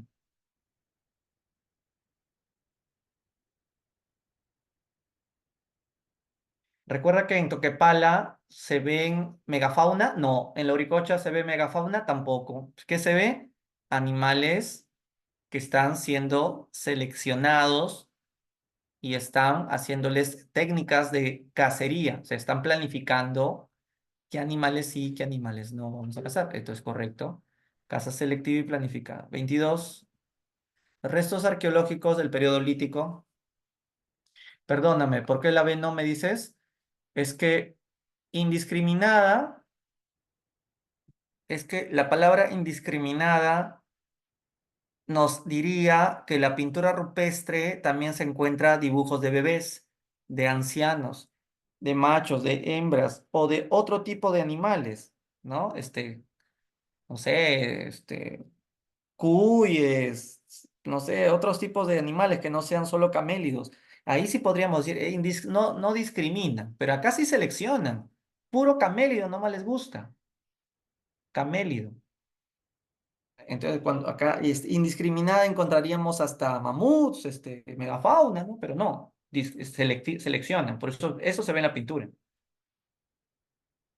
¿Cuándo era indiscriminada? Cuando aún había era de hielo. Cuando aún había era de hielo, hacían lo que querían con cualquier animal. Pero cuando las pinturas de Toquepala y Lauricocha pertenecen ya al Holoceno, están en el tránsito de Pleistoceno a Holoceno. Ya está cambiando el clima, por eso se ve animales pequeños nomás en esas pinturas. Ya, 22. Los hallazgos de Elítico serían Piquimachay y Lauricocha y Toquepala. 23. Acá puse 24. 23. Características del periodo lítico. Domestican camélidos. Este, Todavía, la domesticación es en el arcaico, corrales y eso, ¿no? ¿Aparecen aldeas? Bueno, también en el arcaico es donde más aldeas se van a ver. No conocen la cerámica, correcto. ¿Y hay arte rupestre? Claro, eso sí hay en el Lítico. 3 y 4. 24.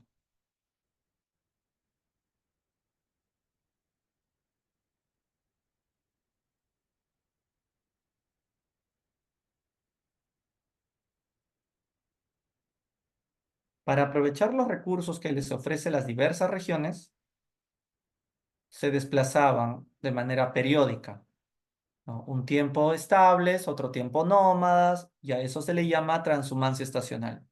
¿Sí? 25 todavía, 26, tampoco toca hoy día esa. 27, ya está así.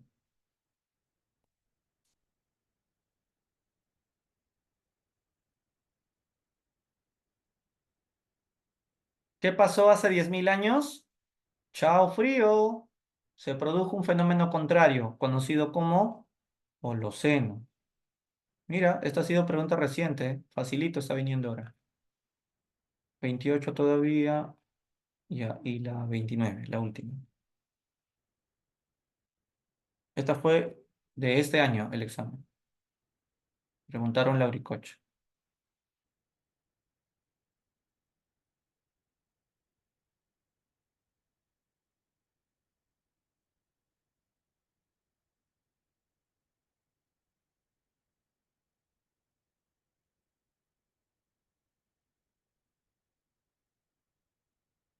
La Lauricocha tenía 11 esqueletos. ¿Estaban incompletos? ¿En la Lauricocha estaban incompletos, sí o no? Sí estaban incompletos, pero no tan incompletos como Piquimachay, no olvides eso.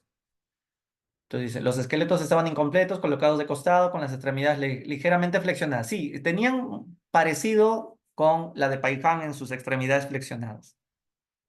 El lugar estaba rodeado de objetos rituales elaborados con hueso tallado y cuentas de collar de madera y turquesa, o sea, turquesa. Esas piedras preciosas no se han encontrado. Restos humanos estaban completos, completos no, incompletos. El recinto contenía los cuerpos de mujer y niño. Ese sería más el caso de Paiján. El yacimiento estaba ubicado en una fosa profunda. No, era una tumba, o sea, ahí en la superficie de la puerta de la cueva. La clave ahí era la A. Aunque algunos se rayaron, ¿no? Pensaban que podía ser la B, me dijeron mis ex alumnos de ADC. O sea, ustedes. Ya. Los que dieron el examen, que no sé si fueron todos. Bueno, y eso ha sido la pregunta. Entonces, esto lo voy a guardar para la próxima, terminar las que faltan acá, porque nos está faltando las preguntas del arcaico. Ya lo guardé. Para la próxima semana haremos eso, el arcaico temprano, el arcaico tardío, el periodo formativo y el debate sobre cómo surgió la alta cultura peruana, incluyendo la forma como John Rowe y Lumbreras hace la periodificación. Ya, y en la tercera semana ya haremos full cultura spreading. De ahí arrancamos desde Chavín, ya nos vamos con todas el Tehuantinsuyo. Bien, eso ha sido todo por hoy, chicos. Gracias por su amable atención y el debut de nuestra primera clase. Así es que a leer más, a practicar más y así vas a lograr lo que estás deseando. Nos vemos la próxima semana. Hasta la siguiente. Chao, chao. Permiso a todos.